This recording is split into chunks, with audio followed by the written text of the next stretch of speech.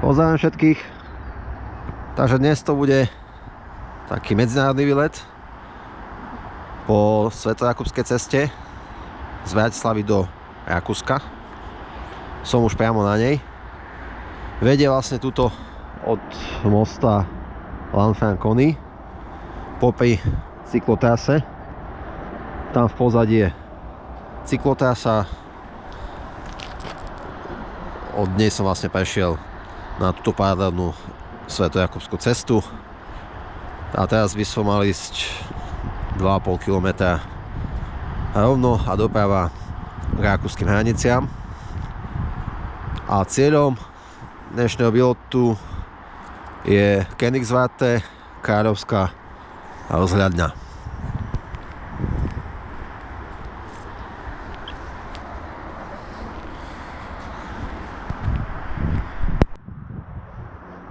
Napravo od cesty máme jeden z petržalských bunkrov z druhej svetovej vojny na Flanšadorskom poli. Ale ja idem ďalej.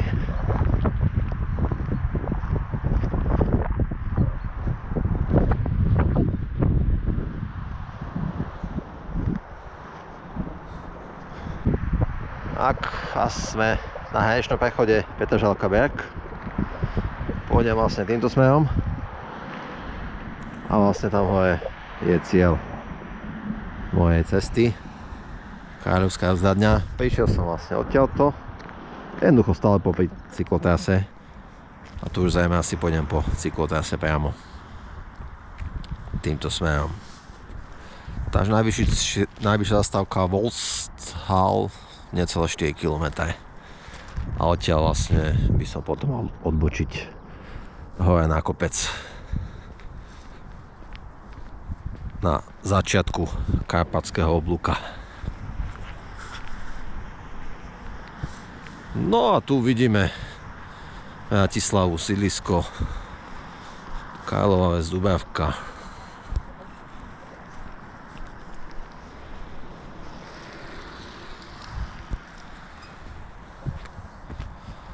Takže už som na rakúskej strane. Takže sa jej rysuje obchádzkový plán trasy, takže prišiel som vlastne z tohto smeru od hraničného priechodu Berg a tam v pozadí vidieť aj Bratislavský hrad, väžu UFO na moste SMP, v pozadí Mrakodrap, Eurovia Tower. A už spomínaná, tam je Kamzík, Karlova Ves, Dubravka. No, pôjdem takto, rovno po cyklotrase, do Wolfshallu.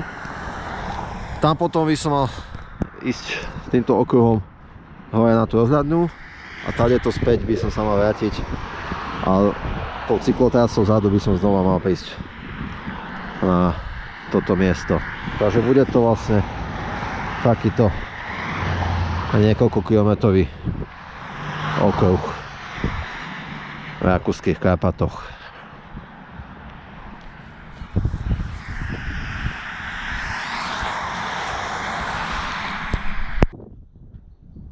A som tu pod Königswarte, kráľovská rozhľadňa.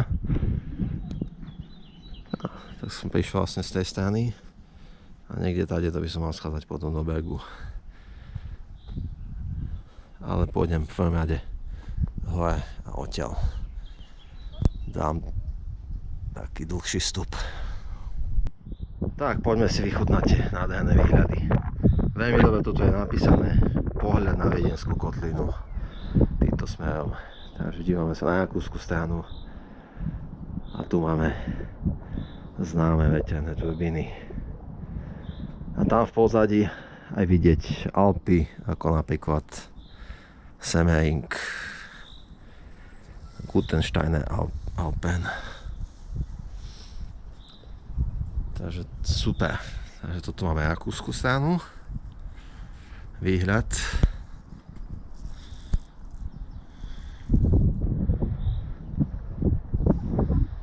Idem ďalej. Pohľad na Pánov Macedónsku panvu. Takže toto máme maďarskú stranu. Týmto smerom. Maďarskú nížinu. A tam samozrejme už vidíme Bratislavský hrad, Nivy, Ramzik, centrum mesta. Naľavo a napravo už Maďarsko. A pozadí tam vidno Gabčíkovo vodnú nádrž alebo prehradu. Takže tam je Petržalka, Bratislava. Tu už máme čisto priamo pohľad na Bratislavu,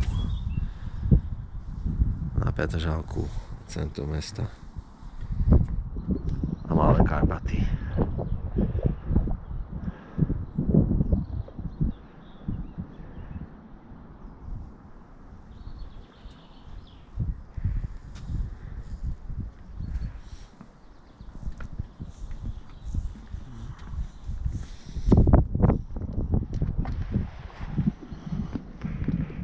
A tu je vlastne ešte pohľad na Moravské pole, takže aj Čechy.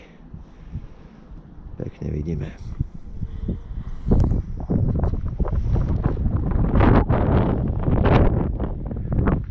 Takže 4 štáty. Rakúsko, Maďarsko, Slovensko a Česko.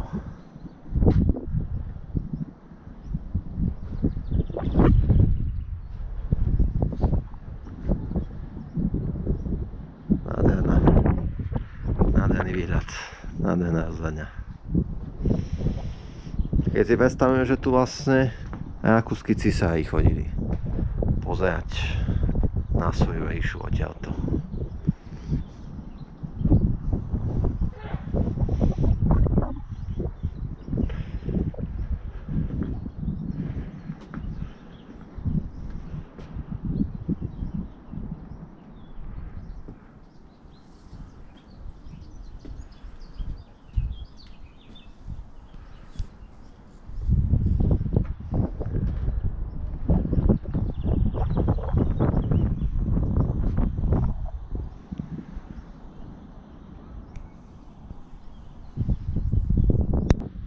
A tu je ešte taký jeden pekný posledný pohľad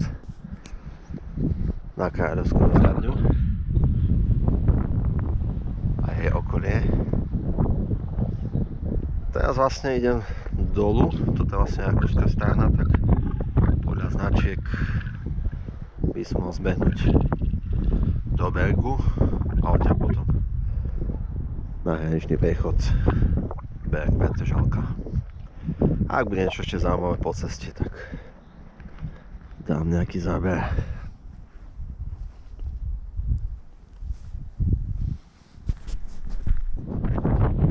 Tak som zišiel dole, už toto cestnou smerom do Bergu a tu sa ukazuje taký zaujímavý veterný park s veternými turbinami.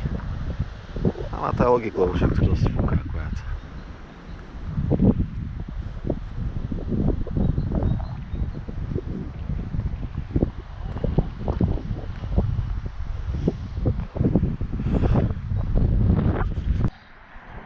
A keď som tu v Bergu, tak nejaký záber aj z tejto dedinky v Rakúsku, z centra. Tichá, pokojná, veterná dedinka. Čisto tu je.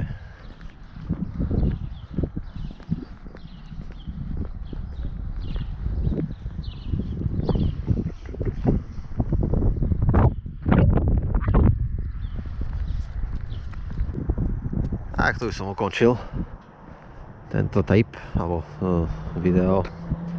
Takže bol to vlastne taký okruh smerom ku Vozhalu, potom vlastne hore na kráľovskú rozhľadňu, odtiaľ z dole som zbehol do Bergu a vlastne tu po cyklotrase ešte stále som v Rakúsku, tak tu už vlastne k hraničnému prechodu a odtiaľ to istou trasou naspäť